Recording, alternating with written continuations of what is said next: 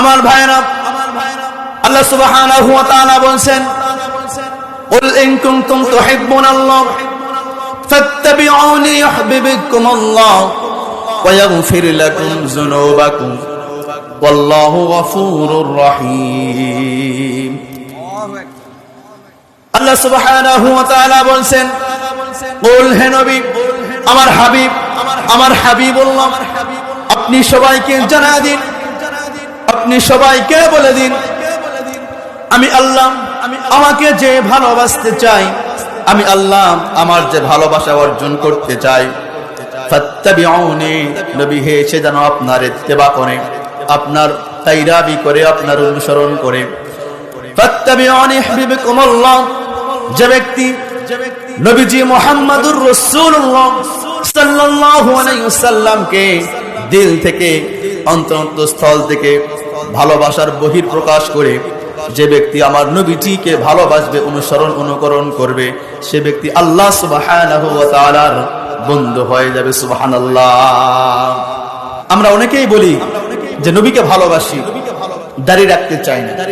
অনেকেই বলি নবীকে ভালোবাসি, নামাজ পড়তে চাই না। অনেকেই বলি নবীকে ভালোবাসি, সুদের সঙ্গে জড়িত আছি। মুখে মুখে বলি নবীকে ভালোবাসি, ঘুষের সঙ্গে জড়িত আছি। অনেকেই বলি, মুখে মুখে বলি আমরা নবীকে বেশি ভালোবাসি, কিন্তু দেখেন জিনার সঙ্গে জড়িত আছে। অনেকেই বলছে মুখে মুখে নবীকে ভালোবাসি, কিন্তু কোরআনের কথা শুনলেই গায়ের মধ্যে আগুন জ্বলে যায়। ঠিক কিনা মুসলমান? আমার ভাইরা, শুধু মুখে মুখেই ভালোবাসি, মুখে মুখেই আশিকে রাসূল, হুব্বে রাসূল বললেই কাম হবে না, চলবে না। যে ভালোবাসি আমার নবীজিকে, এই ভালোবাসার বহির প্রকাশ ঘটাইতে হবে। আমার ভাইয়ের আস্তে আস্তে পর্যায়ক্রমে আল্লাহ সুবহানাহু ওয়া তাআলা শরীয়ত নাজিল করলেন।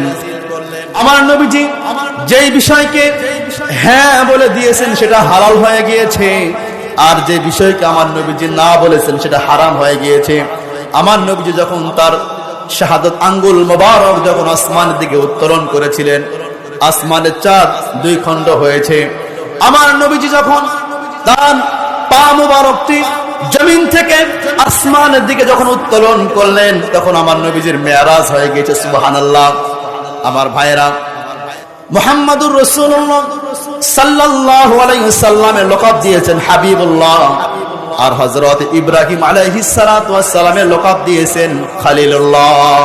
আল্লাহু আকবার। হাবিবুল্লাহ মানে, হাবিবুল্লাহ যে নাম, এই নামের অর্থ হলো আল্লাহর বন্ধু, আর খলিলুল্লাহ এই নামের অর্থ হচ্ছে আল্লাহর বন্ধু। এই দুই নামের, হাবিবুল্লাহর খলিলুল্লাহ, এই দুই নামের ব্যাখ্যার মধ্যে মুহাদ্দিসিন ইকরামরা, ফুকাহা ইজমরা, মুতাকদ্দিমিন মুতাআখিরিন তারা ব্যাখ্যা করেছেন, বিশ্লেষণ করেছেন। হাবিবুল্লাহ এই নামের ব্যাখ্যা হচ্ছে আল্লাহ সুবহানাহু ওয়া তাআলা আল্লাহর দয়া দিয়ে, আল্লাহর করুণা দিয়ে, আল্লাহর অনুগ্রহ দিয়ে, আল্লাহর রহমত দিয়ে, আল্লাহর নাজাত দিয়ে আমার নবীজিকে খুশি করবে। এই বন্ধুত্বের নাম হচ্ছে হাবিবুল্লাহ। আল্লাহু আকবার। আল্লাহ পাক তার নিয়ামত দিয়ে আমার নবীকে খুশি করবে, আল্লাহ পাক তার রহমত দিয়ে আমার নবীকে খুশি করবে, আল্লাহ পাক তার দয়া দিয়ে আমার নবীকে খুশি করবে। এই বন্ধুত্বের নাম হচ্ছে হাবিবুল্লাহ। আমার ভাইয়েরা, আর খলিলুল্লাহ, খলিলুল্লাহ নামের ব্যাখ্যার মধ্যে মুফাসসিরিন ইকরামরা, ফুকাহা ইজমরা তারা ব্যাখ্যা করেছেন, বান্দা তার আমল দিয়ে আল্লাহকে খুশি করবে, বান্দা তার ইবাদত দিয়ে আল্লাহকে খুশি করবে, বান্দা তার আখলাক দিয়ে, তার খুলুক আজিম, খুলুক ও হাসানা দিয়ে মনিবকে খুশি করবে। এই বন্ধুত্বের নাম হচ্ছে খলিলুল্লাহ। আল্লাহু আকবার। আমার ভাইরা, আমার নবীজিকে ভালোবাসতে হবে। নবীজিকে ভালোবাসলেই আল্লাহর ভালোবাসা অর্জন করা যাবে।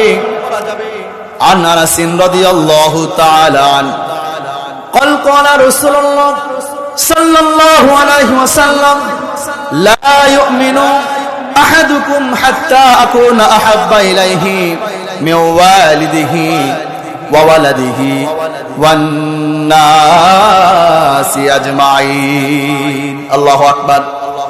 আমার নবীজি বলছেন, হযরত আনাস রাদিয়াল্লাহু তাআলা আনহু হতে বর্ণনা, আমার নবীজি বলছেন, যতক্ষণ না পর্যন্ত তোমরা তোমাদের নিজের জীবন, স্ত্রী, পরিবার, পরিজন, সন্তান, সন্তানি থেকে আমি রাসূল আমাকে বেশি ভালোবাসবে, ততক্ষণ না পর্যন্ত তোমরা পরিপূর্ণ মুমিন হতে পারবে না।